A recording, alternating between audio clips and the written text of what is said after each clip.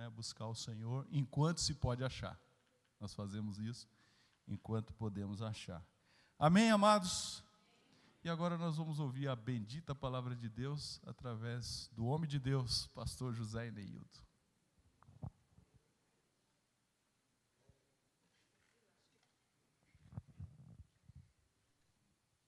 Saúde a todos com a paz do Senhor. Amém.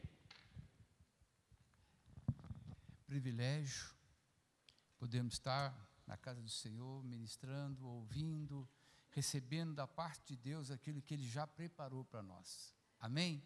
Quero convidar você a abrir a sua Bíblia no livro de 2 Crônicas, capítulo 7, um versículo só, somente o versículo 14. 2 Crônicas, capítulo 7, versículo 14.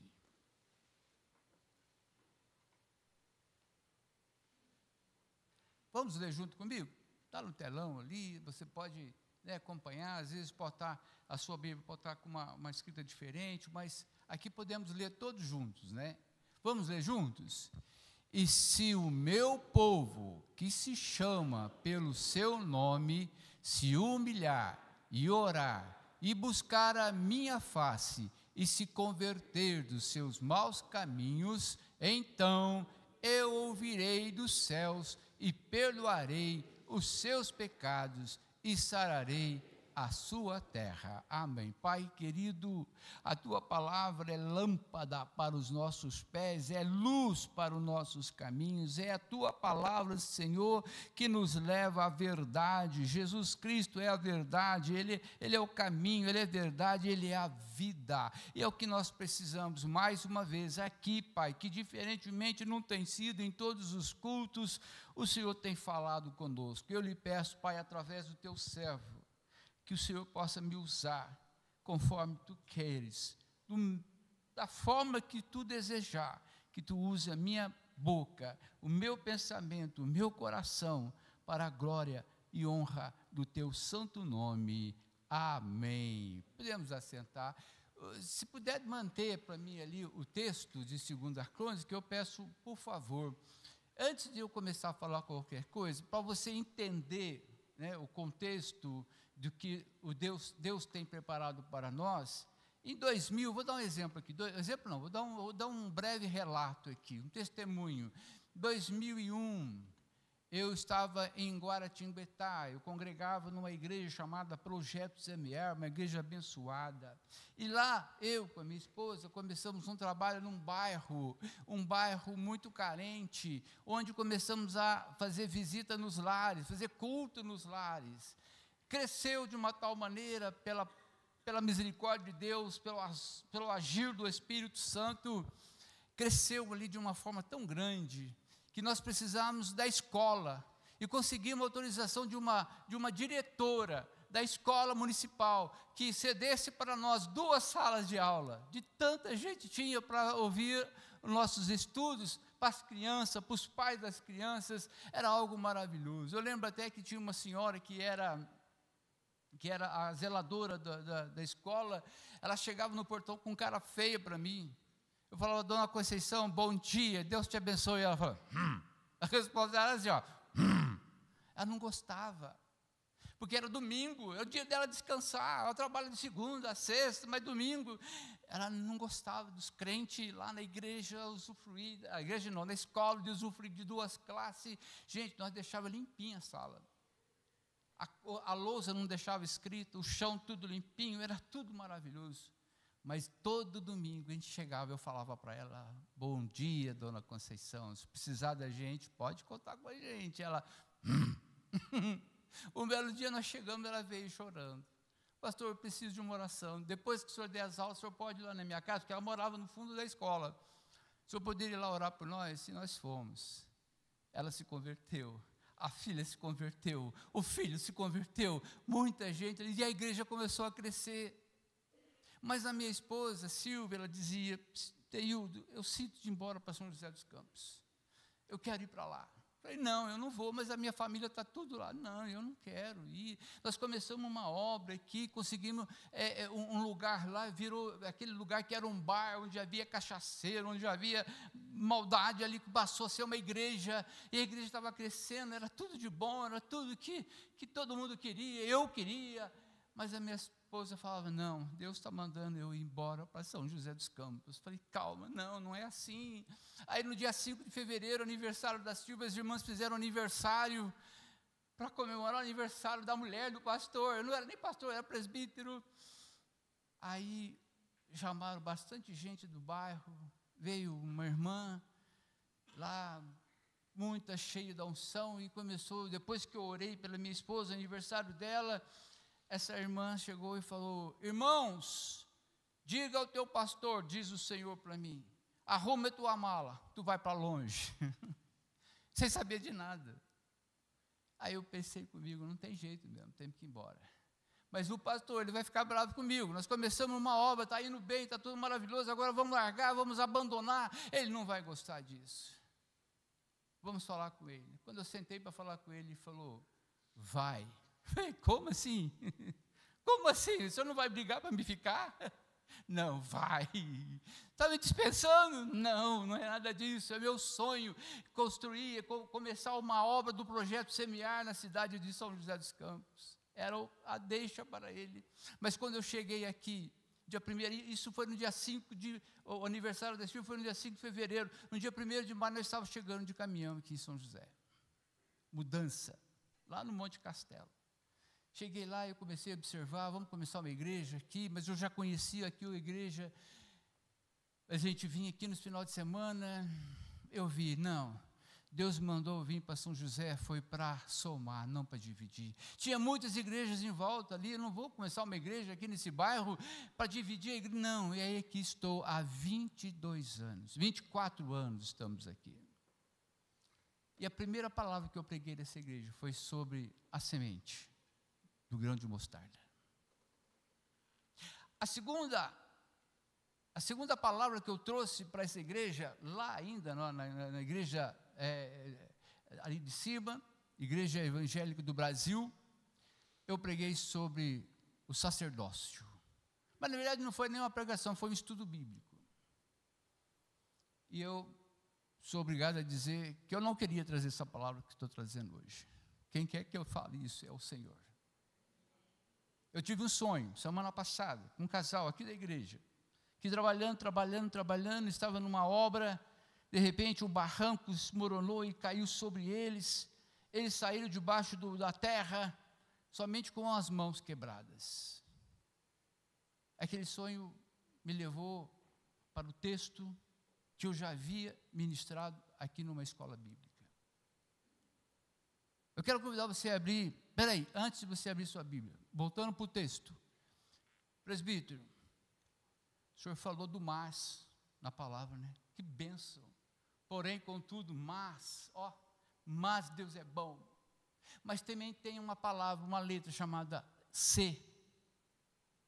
Se o meu povo, é uma condicional, é uma condição, se o meu povo, e se chama pelo meu nome, ali tem uma condição, se você buscar a Deus, se você se converter dos seus maus caminhos, Deus vai abençoar a sua vida.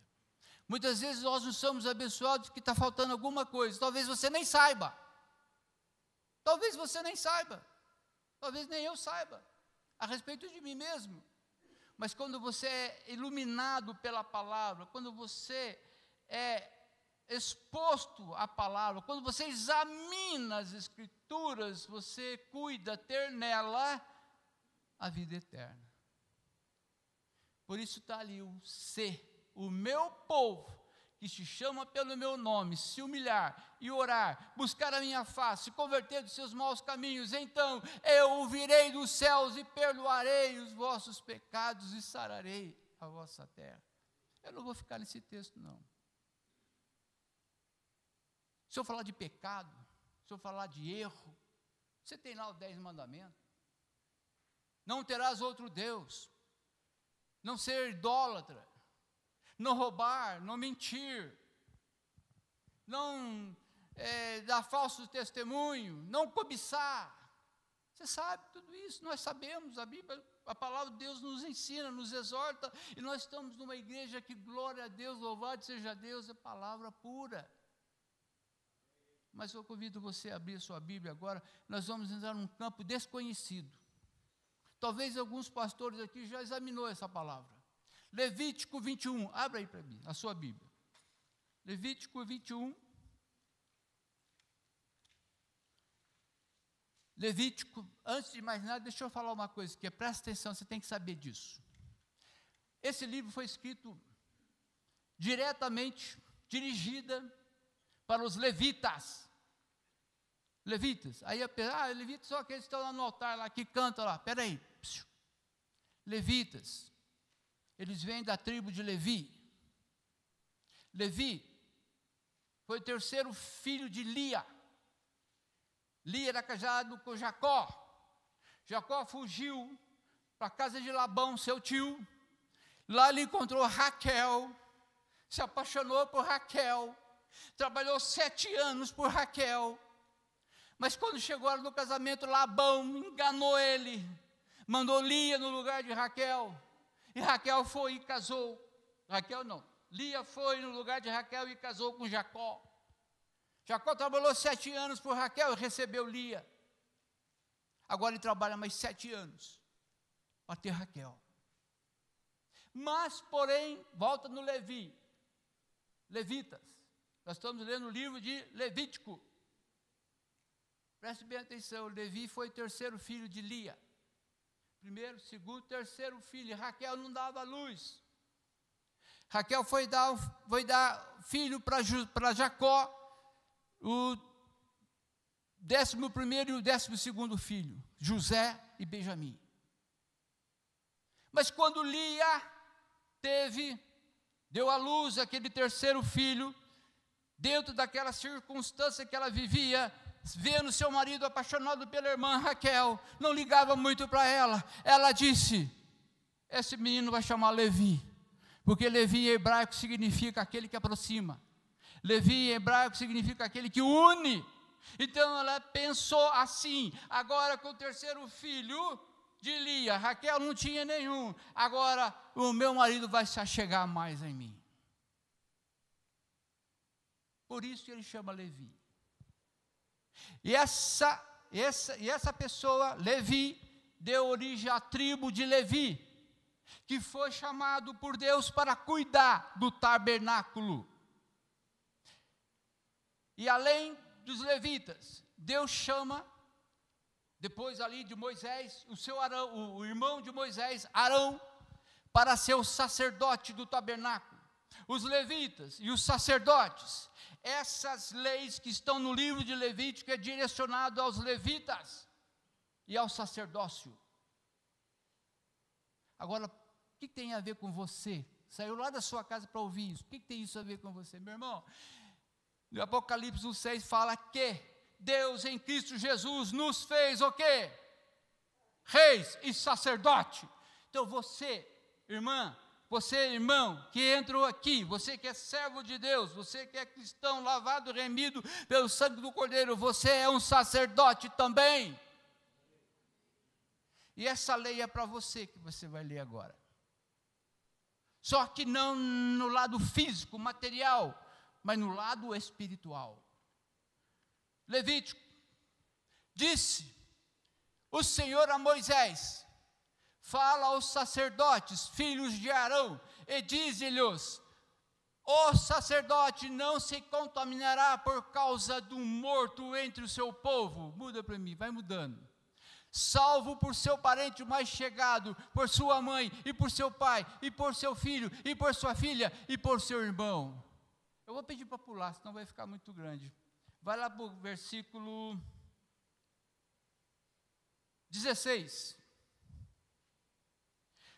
Falou mais o Senhor a Moisés, dizendo, fala a Arão, dizendo, ninguém da tua semente, das suas gerações, em que houver alguma falta, se achegará a oferecer o pão do seu Deus, pois nenhum homem em que houver alguma deformidade se achegará como homem cego, ou coxo, ou de nariz chato, ou de membros demasiadamente compridos, ou homens que tiver o pé quebrado, ou de quebrada a mão, ou corcovado, ou anão, ou que tiver belida dos olhos, ou sarna, ou impinges, ou que tiver testículo quebrado.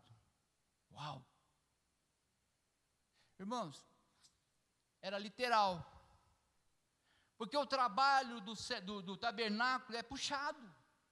As pessoas com certa deformidade, limitações físicas, não poderiam exercer, não porque não quisessem, mas porque não conseguiriam exercer o trabalho de tabernáculo, o trabalho de sacerdócio. Você vai pegar toda essa enfermidade, nós vamos pegar agora toda essa enfermidade e trazer para o plano espiritual. Porque os levitas, os sacerdotes, eles estão ali na representatividade de quem? Quem é que liga o homem a Deus? Jesus. Tudo isso já aponta para o nosso Senhor Jesus Cristo imaculado. Foi ele ali em tudo testado, tentado, em nada ele pecou. A perfeição para ser um instrumento de Deus, para levar o homem até o Pai, o Filho até o Pai. Toda essa figura aponta lá do sacerdócio, dos levitas, para Jesus Cristo, o Senhor nosso Deus perfeito em tudo. Agora, nós vamos meditar, trazendo toda a deformidade que está aqui para o teu espírito, para a tua vida espiritual. Por exemplo, vamos começar, o cego. Cego não é aquele que não enxerga fisicamente, mas é aquele que não tem visão das coisas espirituais. Eliseu, cercado pelo exército inimigo, estava em casa. Gerazim, aquele servo de Eliseu, vendo o monte cercado de carros e cavalos dos sírios, o que ele fala? Ai meu Deus, pereceremos, vamos morrer, estamos cercados, estamos perdidos. Eliseu chega e olha e fala: ah meu Deus, abra os olhos desse moço, para que ele veja que muito, mas muito mais são aqueles que estão conosco do que aqueles que estão contra nós. Abriu os olhos de Geazim e ele viu cavalos de fogo, ele viu os anjos de Deus ali. Deus cegou todos os soldados assírios, todo o inimigo foi ali levado cativos diante do rei. Coisa gloriosa. E muitas vezes as coisas estão acontecendo na sua vida e você não está enxergando. Eu estou falando pelo poder do Espírito Santo para a sua vida. Estão acontecendo coisas maravilhosas na sua frente, você só está olhando aquilo que está errado, aquilo que está feio, aquilo que não está dando certo, mas Deus está fazendo coisas boas para a tua vida, e você não dá glória a Ele. Cego! Se você não enxergar as coisas espirituais ao teu redor, na tua vida, na tua família, no teu trabalho, no teu emprego, você está cego. Não é o cego carnal, é o cego espiritual. A Bíblia fala do coxo. O que é o coxo? Aquele que fica prostrado. E quem é que fica prostrado? É só aquele que reclama de tudo. Outro dia eu falei para alguém assim: nossa, estava frio, agora está calor. Aí ele falou: poxa, tem dia que está calor, eu reclamo, tem dia que está frio, eu reclamo. Eu lembrei até que eu falei de uma pessoa assim: está chovendo, dê glória a Deus, porque ele era vendedor de guarda-sol. Oh, glória a Deus, muito sol para me vender guarda-chuva, mas no dia seguinte choveu. Ele ficou triste porque ele não tinha guarda-chuva para vender. Ele não vendeu nada. Então se prepare, tenha o guarda-chuva e tenha o guarda-sol, porque quando fizer sol, você vende guarda-sol, e quando fizer chuva, você vende guarda-chuva. Qual o problema? Não reclama, glória a Deus. Eu conheci alguém que só reclamava. Só reclamava de tudo. Mas você gosta de reclamar. Você gosta de reclamar. O que você só gosta? O que você não gosta? Fala uma coisa. Melhor, vocês não gostam de nada, né? Ele só reclama. Você não gosta de nada. Fala uma coisa que você gosta. O que eu gosto? Eu gosto de reclamar. Irmãos, presta atenção. Quando você reclama, o que é a palavra? Vamos dividir. Reclama. O que significa re? Uma preposição de dupla posições. Ou seja, quando uma pessoa que renasce, a palavra nasce é nascer, nascer duas vezes. Deu para entender, não? Reclamar. E o que é clamar? Eu estou gritando muito, eu falo mais baixo. Eu não consigo. Falar mais baixo, eu não consigo. Não estou nervoso, não. É assim mesmo. Vocês não me viram nervoso ainda. É duas. Renascer, reviver, recomeçar. Duas vezes. Como é que é? Remarcar, marcou uma, remarca de novo, duas. E o que é a palavra clamar? Clama. Clamar significa pedir. Mas não é só me dar, é pedir veementemente, é suplicar. E quando você reclama, você está pedindo duas vezes aquilo que você está reclamando. Está calor. Quer ver a prova? Vou dar uma prova para vocês, que eu não estou falando aqui historinha não. Está lá no termômetro lá, 38 graus. Você começa a reclamar, a sensação é de 42 graus. Mas você volta lá, está 38. Está frio, nossa, que frio. Ai, que frio, ai, meu Deus do céu, eu não gosto do frio. Porque você vai lá, está 12 graus. Aí você começa a reclamar, a sensação é de 5 graus. Para de reclamar, gente. O coxo, que a Bíblia fala aos Levíticos, o coxo é aquele que só reclama, não vê o que é bom. E o que a palavra diz? 1 Tessalonicenses, capítulo 5, verso 18, diz o quê? Em tudo. Não é só algumas coisas. Em tudo dai graças a Deus. Eu não era nem convertido ainda. Não era nem convertido, eu era na maçonaria. Ano de 1998, aproximadamente, não sei, 97. Eu fui para uma casa lá em Caraguá, uma casa que não tinha ventilador, tinha só telhado, não tinha nem forro, um calor, mas um calor danado, mas aquele calor quente. Eu estava na piscina, no condomínio, quando eu saí, que eu entrei dentro da casa, aquele calor, eu já comecei a transpirar. O que eu fiz? Fui tomar um banho. Eu entro no banheiro, tomo aquele banho gostoso. Quando eu saio do banheiro, já trocado, que eu abro a porta, eu já estava suando. Que ódio! Ai, meu Deus do céu, o que eu estou fazendo aqui? Eu não gosto de calor, eu gosto do frio, por que eu estou aqui? Naquele mesmo instante, pela graça de Deus, não foi a minha esposa que me chamou a atenção, não foi ninguém, foi algo que veio do céu. Eu não era nem convertido ainda. Deus fala com quem não é convertido? Fala. Falou comigo. Por que você está reclamando? Você está de graça, não está pagando nada. Você veio porque você quis, ninguém te obrigou. Você está aqui porque você quis. Eu falei, louvado, é verdade.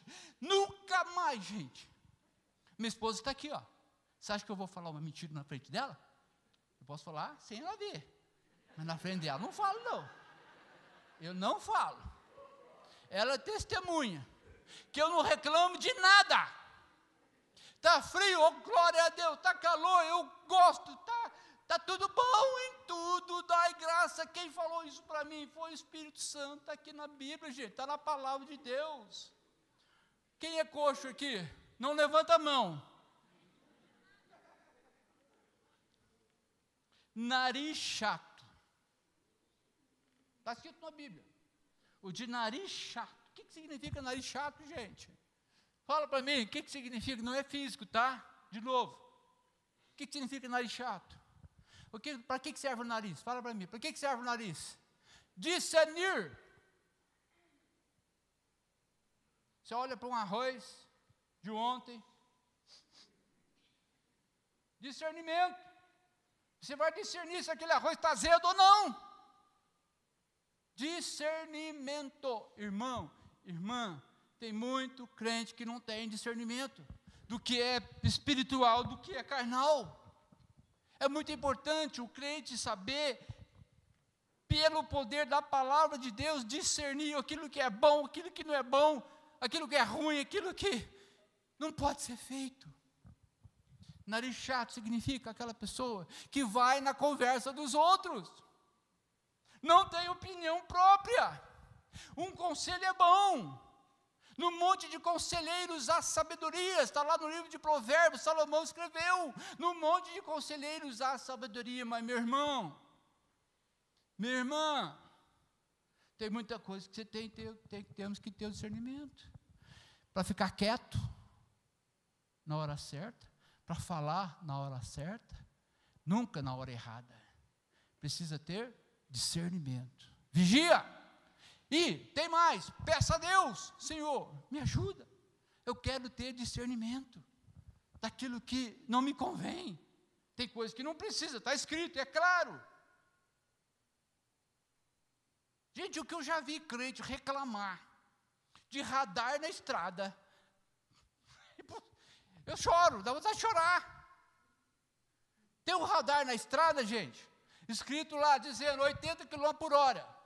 Quem colocou aquele 80 por hora lá? Foi a pessoa que fez o asfalto? Não, foi colocado através de um engenheiro que estudou a engenharia viária, para determinar uma velocidade compatível com a sua segurança. Não é a segurança do próximo, não. Segurança do passarinho que vai estar voando, da sua família, de quem tiver dentro do seu carro. Meu irmão, discernimento, está 80, é 80. Ai, 90, não, é 80. Depois chega o final do ano, vai lá pagar o IPVA, lá, a licença do carro, cheio de multa. Precisa, falta de discernimento. Não, você quer acabar com o radar? Você quer acabar com a polícia rodoviária? Quer acabar? Anda direitinho, que não vai precisar de radar, não vai precisar de polícia na estrada. Mas por que tem polícia? Por que tem radar? Porque tem muita gente que gosta de descumprir a lei. E a lei, seja ela a lei de Deus, seja a lei da CLT lá do trabalho, seja a lei do Código Penal, seja qualquer lei, é para o seu bem. Receba isso, meu irmão, minha irmã, receba isso, a lei é para o meu bem, não é para o bem do governador, não é para o bem do guarda, é para o seu próprio bem. Você chegar lá, tem 3 multas de 200 e pouco cada uma. Você já pensou? Final do ano, são 13º. Tchau, 13º. Foi a 100 por hora.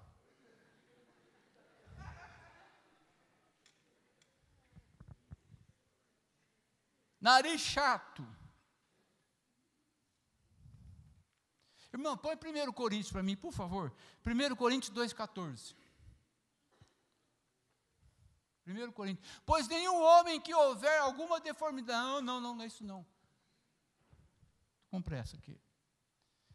1 Coríntios 2,14. Ora, o homem natural não compreende as coisas do Espírito de Deus, porque ele parecem loucura, e não pode entendê-las, porque elas se discernem espiritualmente. É para você, minha irmã, para você, meu irmão. Membros compridos, ou demasiadamente compridos, o que significa isso na palavra de Deus? Põe para mim Lucas 18, 9, do 9 ao 14, vê se cabe aí.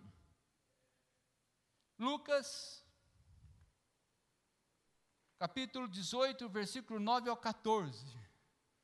E disse também esta parábola a uns que confiam em si mesmo, crendo que eram justos e desprezavam os outros. 2 homens subiam ao templo a orar, um fariseu e o outro publicano. O fariseu, estando em pé, orava consigo desta maneira: ó Deus, graças te dou, porque não sou como os demais, homens roubadores, injustos e adúlteros, nem ainda como este publicano. Muda para mim.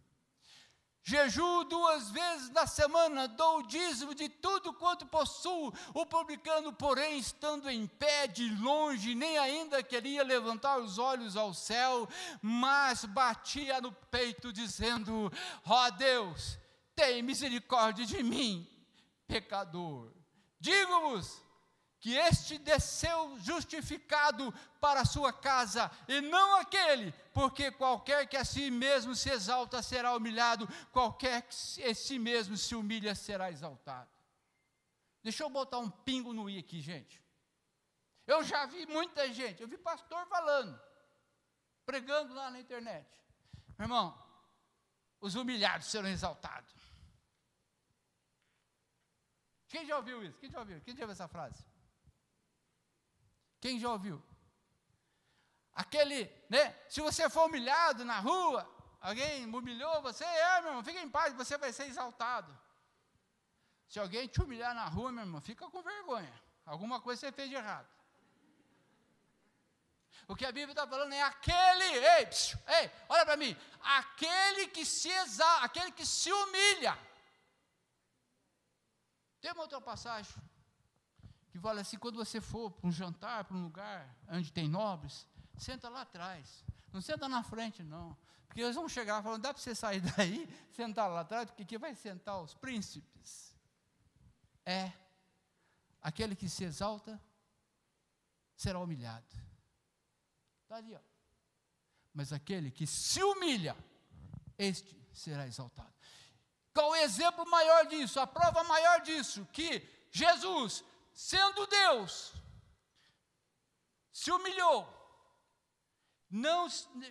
Jesus, sendo o próprio Deus, não se exaltou, se humilhou, se fez homem, e tudo ele viveu aqui na cruz, para quê? Para você ser salvo, para mim ser salvo, para nós sermos salvos. O que aconteceu com ele? Foi exaltado. Ele foi glorificado, ele ressuscitou, subiu ao céu, assunto glorificado, e ele está hoje sentado à destra do Pai, esperando a ordem. Para quê? Para vir buscar a sua igreja. Amém? Esse é o de membros cumpridos, aquele que gosta de aparecer, gosta de estar acima de tudo, gosta de ser o destaque. Quando você vê um cara grandão, você vê, não é isso que Deus quer de você. Pé quebrado, vai dar tempo. Pé quebrado, aquele sacerdote de pé quebrado. O que significa o homem de pé quebrado, a mulher de pé quebrado? Não é o pé, como eu disse, mas sim, é aquele que não caminha, aquele que não anda junto com a igreja. Quem é que não anda junto com a igreja, né?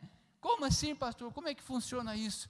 Tem tanta coisa, meu irmão, tanta coisa para a igreja, que a igreja propicia para você caminhar, não ficar estagnado na mesmice da vida, dos conceitos humanos, mas sim você andar em direção à glória de Deus, preparado para você, que diz que você precisa perseverar até o fim, porque no final você receberá a coroa da vida. Mas se você ficar parado, estagnado, todas as coisas vão cooperar para que você desanima, para que você fique triste, para que você fique cansado. Por isso Deus manda nos chamar, para que nós consertemos, não deixemos que os nossos pés quebrados nos impeça de receber o dom de Deus, a graça de Deus todos os dias. Todos os dias, sim. É você acordar, pensar, lembrar: hoje é o dia que o Senhor fez, me alegrarei, celebrarei. Meu irmão, deixa eu aproveitar aqui, deixa eu dar um testemunho aqui. a oração mais profunda que eu já fiz da minha vida. A oração mais profunda que eu fiz da minha vida foi aqui nesse altar. Um dia eu dobrei o meu joelho aqui e falei: Senhor, me perdoa pelas coisas que eu disse e que eu não devia ter dito. Sabe, irmão, às vezes você fala coisa pensando que é bênção para alguém, mas não é. Às vezes você fala coisas achando que vai ajudar alguém, mas não ajuda. Você tem que ter discernimento novamente, para saber o que você deve falar, o que você pode falar. Essa oração eu dizia: Senhor, me perdoa pelas palavras que eu disse que eu não devia ter dito. Senhor, também me perdoa pelas palavras que eu não disse que eu deveria ter dito. Às vezes alguém chega perto de mim, você percebe, mas você não fala nada. A pessoa está precisando de uma palavra. Só voltar aqui naquele cego aqui, só rapidamente eu lembrei de um detalhe aqui. Eu, a Silvia, mais um grupo de pessoas lá em Lorena, a gente fazia trabalho de cadeia. A gente ia lá na cadeia. A gente entrava lá dentro da cela. Ficava sentado no meio das presas lá. E lá a gente pregava o evangelho. Uma vez, nós chegamos, tinha uma presidiária lá que estava em depressão.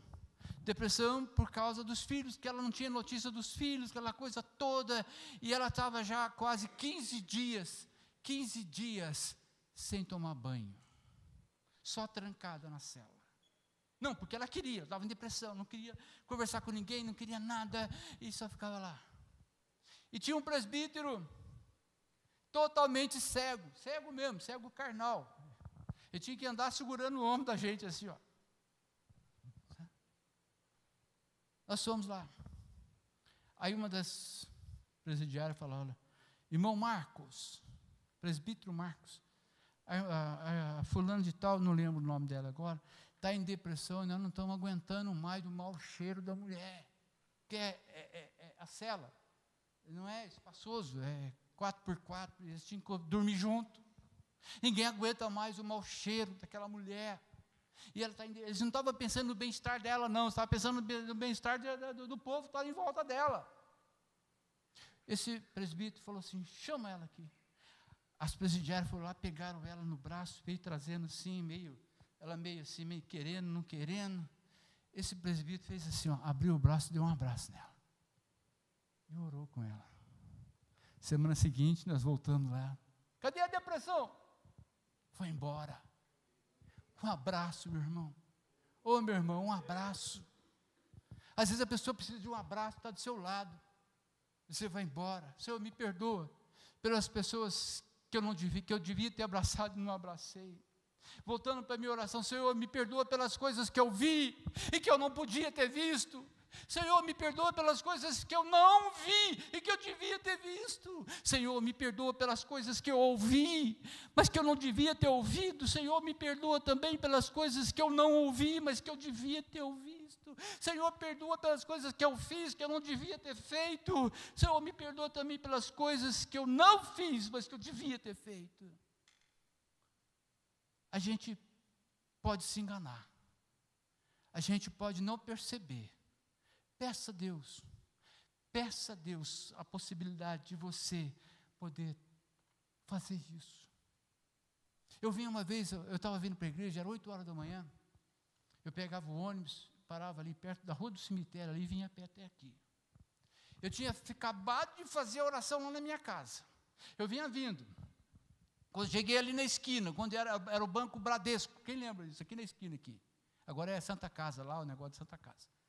Eu estava passando na esquina a pé, tinha um jardineiro ali na grama, cuidando das plantas.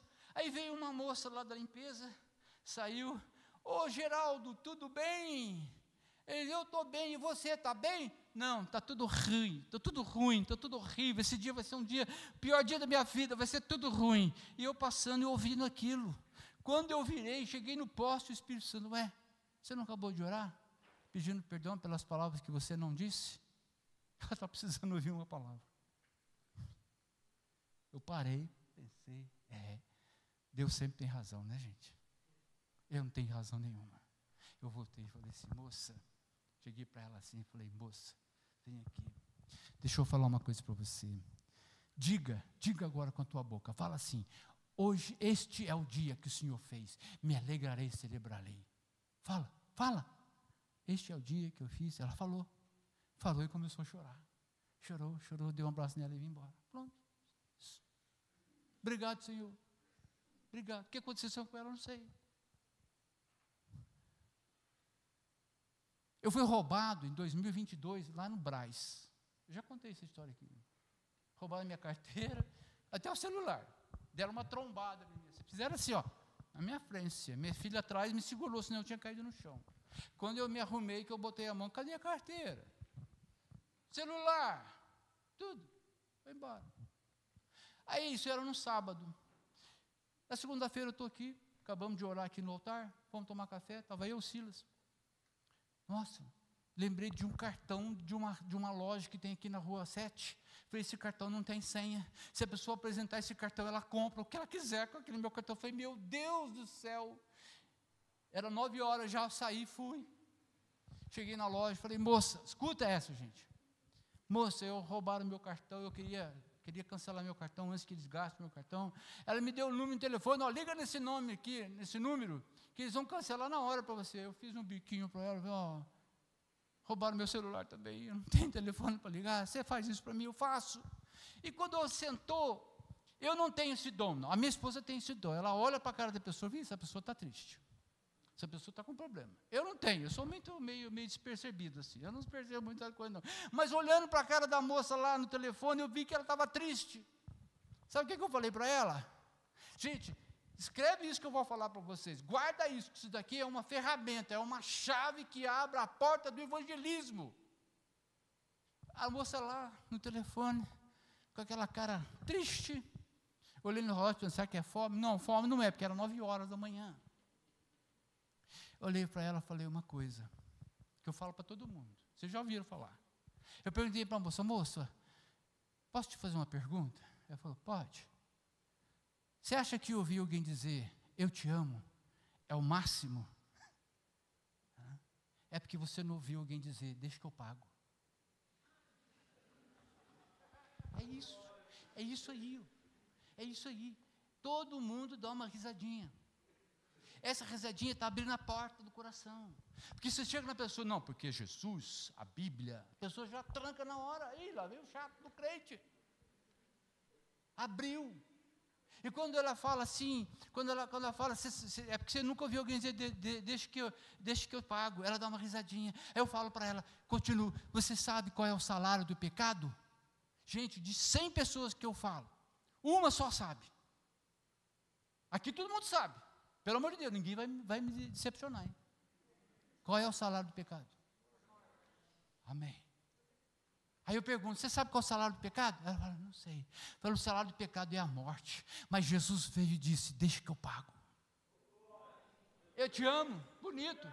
Mas deixa que eu pago, é muito mais do que eu te amo. Sabe qual é a frase que a minha esposa mais gosta de ouvir? Eu não ia falar não, vou falar. Ô, Rose, você sabe qual é a frase que minha esposa mais gosta de ouvir dessa boquinha aqui? Arruma a mala, vamos viajar. Vocês pensaram outra coisa, né, gente? Arruma a mala, vamos viajar. E voltando para aquela música, quando eu falei isso para ela, ela deu um sorriso. Está tudo bem com você? Aí eu perguntei, ela falou, não. Meu marido, eu estou separado do meu marido. Meu marido me traiu 7 vezes. E o pior, aquela igreja ali, ó. Não vou falar o nome, tá? Aquela ali. E o pai dele é pastor lá, ele é presbítero lá, e o pai dele é pastor lá. O presbítero, meu marido me traiu 7 vezes, que eu sei. Ó, o que eu fui fazer na loja lá? Eu estava para estar aqui na igreja, atendendo os irmãos. O que eu fui fazer na igreja? Fui fazer na loja, cancelar um cartão, né? E o pior, sabe o que ela falou? O pai dele, que é pastor, falou que eu tenho que perdoar. 7 vezes, 70 vezes. Ô louco, 490 traições. 490 mulheres a passar na mão do seu marido. Meu irmão, se você permitir isso, você está baculando o teu leito. Você está sendo conivente com o pecado dele. Bastou, acabou, parte para a sua vida. Ela começou a chorar. Falou, ó, está aqui seu cartão está aqui. Ninguém gastou no seu cartão, vai, glória a Deus. eu vou embora. Quando eu levantei, gente, a mulher grudou no meu braço. Ela grudou assim, ó, segurou. Pastor, senta aqui, porque foi Deus que mandou o senhor aqui. Falei, amém, glória a Deus, eu sou pastor, sou daquela igreja ali, não aquela, não entra naquela não, entra nessa aqui, vem aqui, que eu vou dar a gente vai te dar companhia, a gente vai acompanhar você. Pastor, estou falando, foi Deus que mandou o senhor aqui. Falei, por quê você está falando assim? Porque eu tinha tomado decisão que eu ia dar o fim da minha vida hoje. Boca, fala, tempo, fora de tempo, pega o evangelho em tempo e fora de tempo. Paulo fala assim para os crentes de Gálatas, presta atenção, minha irmã, nós estávamos aonde? Nos membros compridos, pé quebrado, aquele que não anda, e mão quebrada. Foi que eu tive um sonho do irmão lá, que quebrava o braço, ou as mãos, mão quebrada daquele que não trabalha. Meu irmão, não vou entrar em detalhes não, mas a obra de Deus é isso, é trabalho. Não é só dentro da igreja, não. É em todo lugar. É você ser referência. Qual é o nome que eles te chamam lá fora? Não o seu nome pessoal. Aquele cristão. Tem muitos que falam, não, aquele cristão lá, meu Deus do céu, vai na igreja todo dia. Vai, todo culto ele vai, mas vive lá. Olha lá, vive reclamando. Qual é o tipo de crente que você tem sido? Trabalhar na obra. É servir o próximo. Fazer o que for possível para ajudar, para granjear almas para o Senhor. Mas depois tem o corcunda. O que é corcunda, gente? Por favor, eu quero pedir um favor para vocês. Eu sei que vocês estão tão bem acomodados. Deixa eu ver se eu tenho tempo aí. Tem. Fique de pé, por favor. Agora eu vou pedir para você ficar na posição de corcunda. Fica aí, faz assim, ó. Vai, todo mundo. Olha para o céu agora. Não solta, fica assim nessa posição. Olha para o céu. Olha para o céu. Ninguém está olhando para o céu. Por que você não está olhando para o céu? Sabe para onde vocês estão olhando? Você está olhando para o chão. O crente não pode olhar para o chão. O cristão não pode. Pode sentar. O cristão não pode olhar para o chão. Você tem que olhar para o alto. Mateus 6,33 diz: buscar em primeiro lugar as coisas que vêm lá do alto, o reino de Deus, a sua justiça, porque as demais coisas vos serão acrescentadas. Essa semana, não, deixa eu contar aqui uma outra coisa. Eu estou há 24 anos aqui na reunião de oração. Eu estou afastado por causa da minha enfermidade, tá, gente?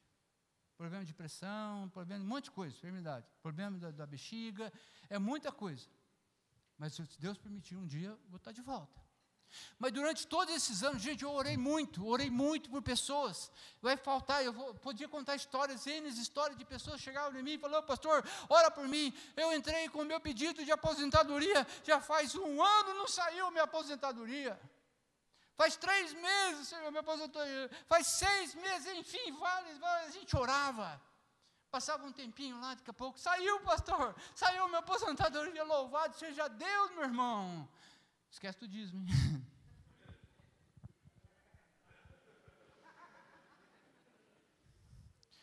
Quinta-feira passada, hoje é quinta-feira, não, passada não, dia 25 de setembro, essa pessoa aqui, vocês não podem acreditar, fez 65 anos. Dá para acreditar, não? Não, ninguém acredita, não pensa que eu tenho 86, 78.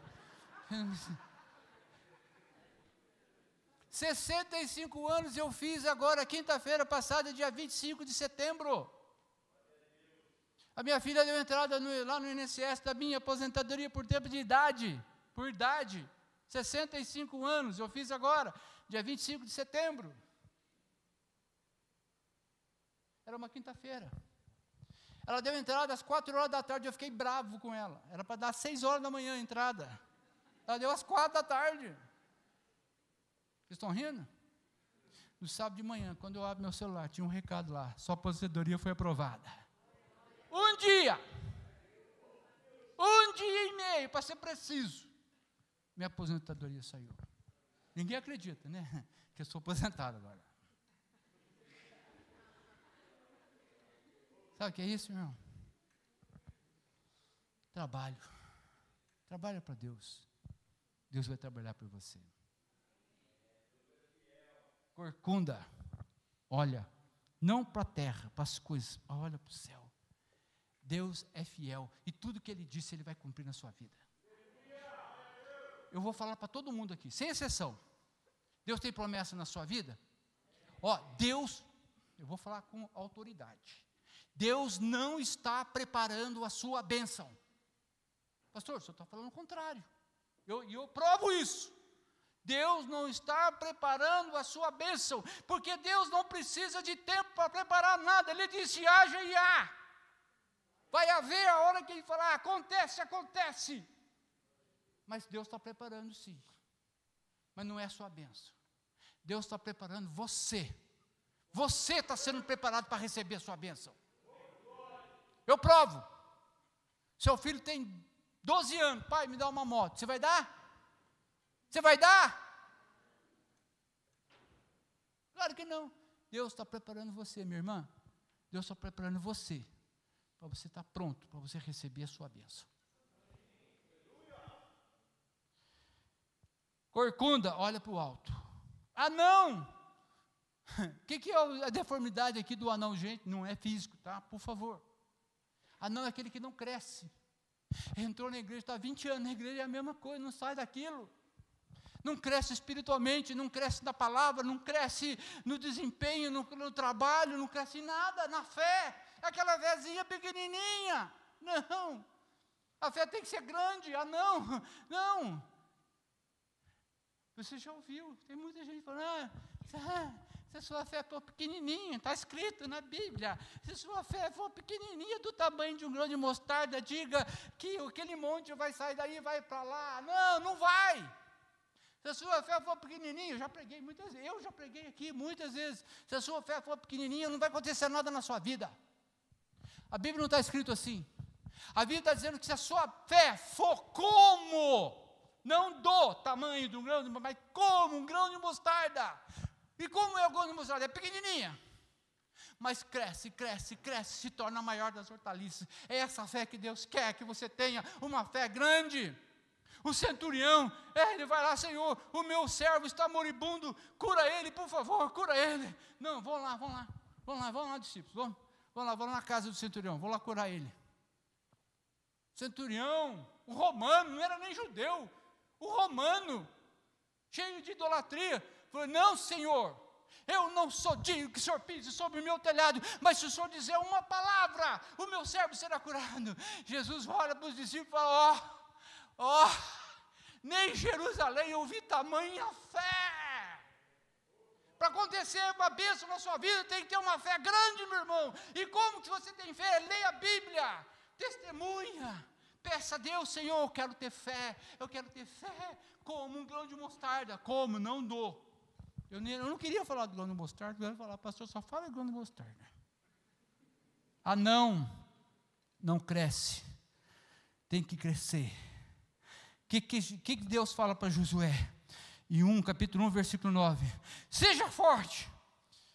Não. E como eu tenho te ordenado. Siga, vá em frente. É essa palavra para a sua vida hoje. Não tenha medo. Deus está contigo. Meu irmão, eu quero orar daqui a pouco. Eu vou pedir para você ser forte. Eu vou pedir para todo mundo aqui ser forte. Eu vou pedir para você ser forte, minha irmã, para você ser forte. Eu vou pedir para você ser forte. Eu vou pedir para todos vocês. Eu vou fazer essa oração. Mas para vocês serem fortes, não como uma onda que tudo destrói, mas que você seja forte como uma rocha que tudo suporta. Essa vai ser a minha oração. Receba. Anão. Belida dos olhos. É outra doença que proíbe o sacerdócio. O que é belida dos olhos? É como se fosse uma catarata. Ele não consegue ver as coisas direito. Vê, mas não de jeito que tem que ser. Vê todo turvo. Eu não tenho catarata, eu fui operado, mas eu tenho retenção nas retinas. Eu não enxergo literalmente. literalmente, eu não enxergo perifericamente, eu não enxergo nem para cima, nem para baixo, nem para direita, nem para a esquerda. O que o sacerdote precisa ter, você que é sacerdote, tem que ter uma visão ampla, não focada, mas ampla. Foca sim, a sua visão em Cristo Jesus, foca nele, foca nas coisas de Deus, nas coisas do alto, porque assim, meu irmão, você jamais vai ser enganado. As belidas dos olhos, ou tem uma outra aqui, tem mais duas, só mais duas, para encerrar. Tem uma aqui que é a pior de todas. Tem uma enfermidade aqui, e que espiritualmente é a pior de todas. Sabe qual é? A sarna. Um sacerdote pode ser sarnento? Não pode. Por quê? Porque a sarna, ela é contagiosa. Sabe aquele crente? Eu não gostei do terno do pastor Neildo. Aí fala para a irmã, minha irmã não gostou da calça do pastor Neildo. Porque o outro já vai falar, já vai aumentando, vai para daqui a pouco. Como é que foi a pregação? Foi horrível, porque o pastor estava muito mal vestido. É sarna. Pastor passou na minha frente e nem me cumprimentou. Pastor, às vezes, preocupado, focado com aquela irmã que está doente, que precisando de uma... E passa aqui, pastor, nem olhou para mim. Você viu, meu irmão? Você viu? Aquela irmã, você viu como é que é? Aquela irmã também não fala com a gente, metida. Meu irmão, essa é a pior doença que tem no meio da igreja. Olha para si dentro, olha para si lá dentro. Não deixe isso acontecer na sua vida, não. Tudo é maravilhoso, tudo é lindo, tudo é bom. Tenha os seus olhos, porque os olhos é a janela da alma.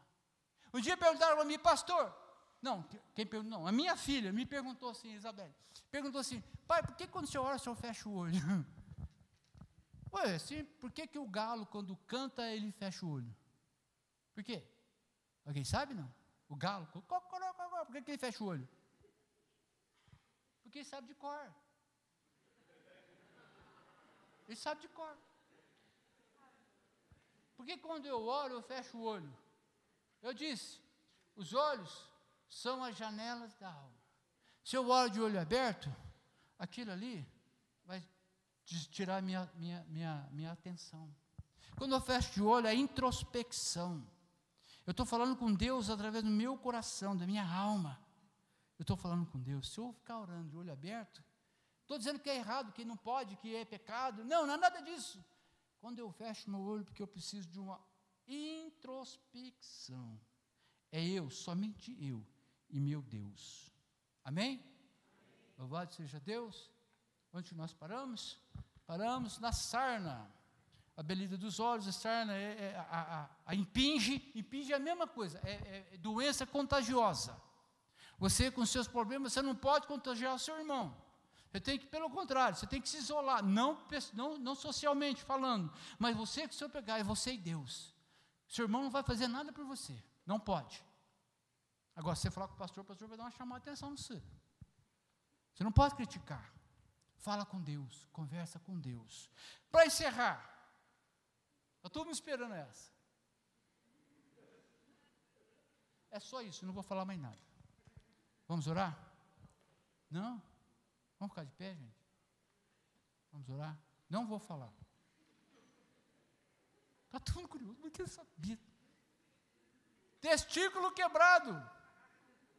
O que significa isso, meu povo? O que significa testículo quebrado? Eu já vi ovo quebrado, mas testículo quebrado eu nunca vi. O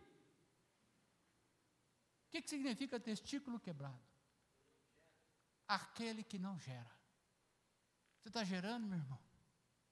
Você está gerando povo de Deus? Você está gerando? Qual tem sido a tua vida? Como tem sido o seu testemunho? E não é por muito falar também não. É pelo testemunho de vida. Eu vi um testemunho do irmão, que ele evangelizava o vizinho, uma casa do lado assim. Oi, meu irmão, vamos lá na minha igreja hoje vai ter uma pessoa aí diferente, vamos lá. Não posso, eu estou lendo um livro, quando eu terminar de ler o livro, eu vou na igreja com você. Aí tá bom, aí passou um mês, Aí ia ter um outro pregador lá, ele está tendo uma campanha na igreja de prosperidade. Aí eu falei, vamos para a igreja, meu irmão, vai ter hoje lá um pregador de prosperidade. Eu falei, não, eu ainda estou lendo o meu livro. Eu sei que passou 6 meses, e todo mês ele convidava, ele, não vou, porque eu estou lendo um livro, não vou. Num dia ele falou, vamos, foi.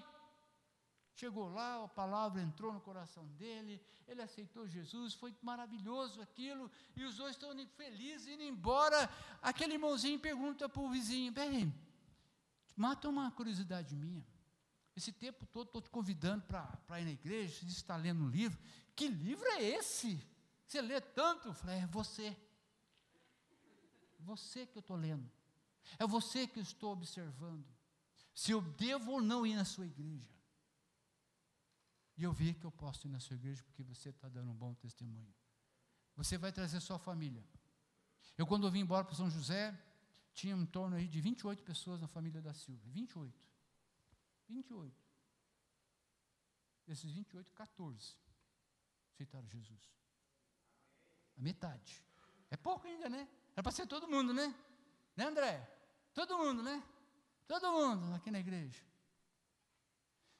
Testemunho. Não é por muito falar, mas por testemunho. Amém? Agora, para encerrar.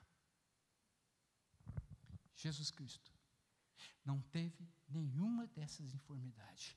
Ele era perfeito. Em tudo, ele foi perfeito. Quando eu disse que é melhor você ouvir deixa que eu pago, do que ouvir alguém dizer eu te amo, pensa você,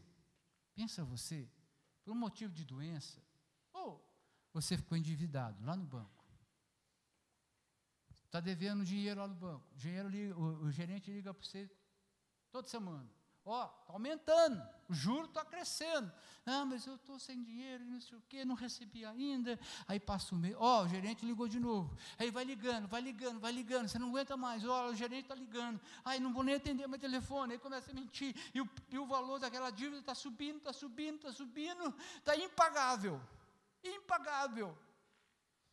aí um dia o gerente vai lá na sua porta,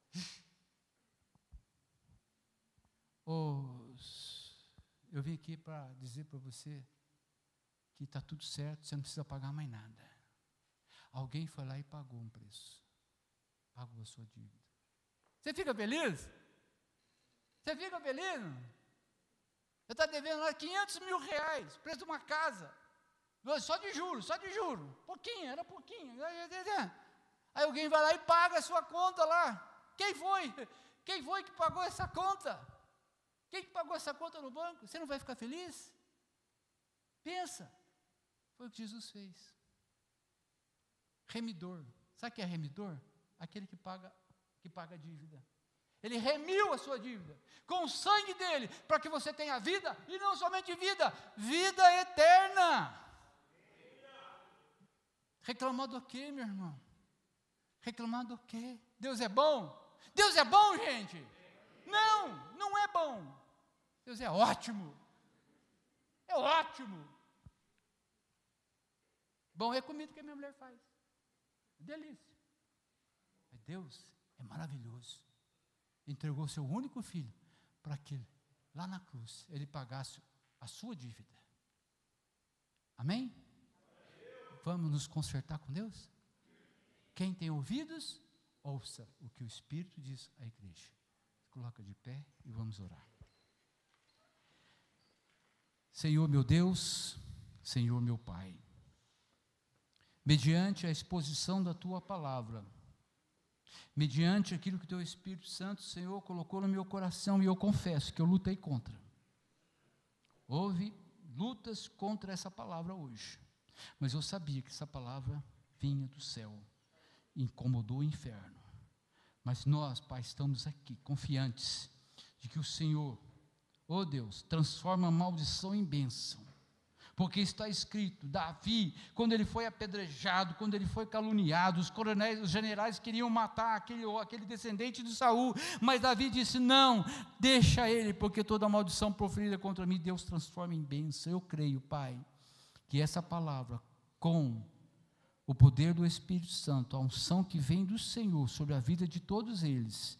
Ó Pai, eu lhe peço que todos aqui, Pai, como eu disse, eu estou pagando o meu voto, todos sejam fortes, Pai, como Jesus, que é a rocha. Jesus é a rocha, Ele suportou tudo, Ele passou por todas as aflições, por toda a humilhação, para que eu tivesse o meu nome escrito no livro da vida. E eu peço, Senhor, que a todos que aqui estão, também tenham, Senhor, o privilégio de ter o nome escrito no livro da vida, e que todos possam, conforme diz a Tua palavra, perseverar até o fim, porque receberão a coroa da vida. Que essa palavra, Senhor, não fique apenas no ouvir, mas no vivê-la todos os dias da Tua vida. Pai, eu te agradeço, Senhor, pelas bênçãos que o Senhor tem derramado sobre cada um de nós. É o meu pedido agradecido por todos nós, em nome de Jesus. Amém. Amém, igreja? Levanta as suas mãos assim, ó, estenda as suas mãos, que o imensurável amor de Deus, o grande amor desse Deus maravilhoso, a graça, a paz de nosso Senhor Jesus Cristo, que ninguém pode nos dar, somente Ele, a consolação, o convencimento, o entendimento pelo Espírito Santo, seja com